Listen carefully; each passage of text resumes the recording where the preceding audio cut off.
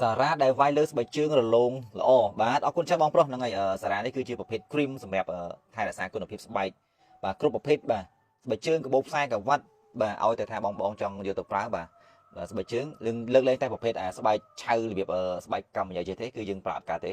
ហើយដូចជាស្បែកជើងអា Timberland នេះក៏ប្រើអត់កើតដែរដោយសារយើងប្រើទៅវាឃើញជាប់អត់ស្អាតទេណាអញ្ចឹងវាអាចប្រើបានតែប្រភេទវាស្បែកប្រេងឬក៏បាទស្បែកបែបអស់នេះគឺយើងអាចប្រើប្រាស់បានបាទលាបសម្អាតថែរក្សាគុណភាពវាដើម្បីកុំឲ្យវារឹងស្បែកឬក៏ប្រេះស្បែក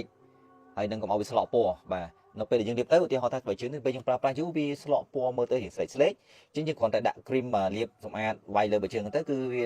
ភ្លឺរលើបរលោងស្អាតមានសំណើមគឺថាមានជីវិតរស់ឡើងវិញអញ្ចឹងណាបងប្អូនបាទហើយចំពោះ cream ដែលខ្ញុំមាននេះគឺយើងមានពីរទំហំបងប្អូនណាបាទទំហំអានេះຂະຫນាតតម្លៃ$15ទេបាទនេះຂະຫນាតតម្លៃ$20បាទធំជាងគ្នាណាបាទបើនិយាយពីចំណុះអានេះចំណុះ150អានេះចំណុះ80បាទអញ្ចឹងបងទិញមួយណាក៏បានដែរ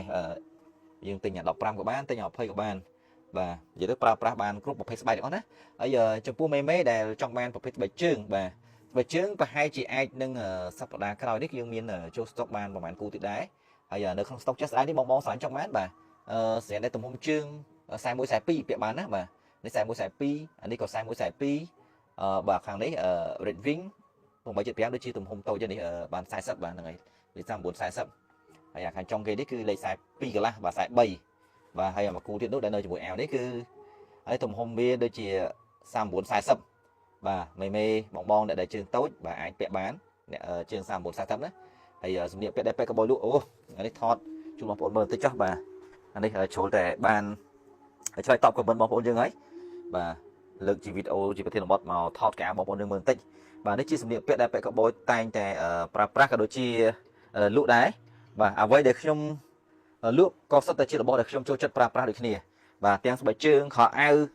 មួកហើយរបស់អីផ្សេងបាទដូចជាមួក color អីគឺសុទ្ធតែរបស់ដែលខ្ញុំចូលចិត្តប្រើបាទខ្ញុំលក់បាទហើយនេះមួកជីសេះមួកអីហ្នឹងគឺបាទនៅក្នុងស្តុកគឺយើងមានប៉ុណ្ណឹងចេះស្ដាយប៉ុន្តែសប្តាហ៍ក្រោយគឺមានចូលមកទៀតណាមួកជីសេះបាទស្អាតអូខេបងស្រឡាញ់ចង់បានបាទស្រាប្រេងនេះគឺយើងមានលក់ណាបាទនៅសល់ចេះសេះប៉ុណ្ណឹងទេបាទមួយខ្លង$20ហើយនឹង$15បងប្អូនរើសជាមួយណាក៏បានអរគុណច្រើនហើយវីដេអូនេះគឺបាទមានតែប៉ុណ្្នឹងទេនេះកៅដែលខ្ញុំលក់ទីតាំងផ្ទះប៉ែកបយហ្នឹងគឺនេះសិលទៅជុះសុតបាទប៉ុន្តែជាជុះលក្ខណៈ grade ដែរបាទជុះពណ៌អាមេរិកាំងអរគុណខ្លាំងមែនទែនសម្រាប់ការគ្រប់គ្រងដោយទំនុកចិត្តពីបងប្អូនអតិថិជនទាំងអស់គ្នា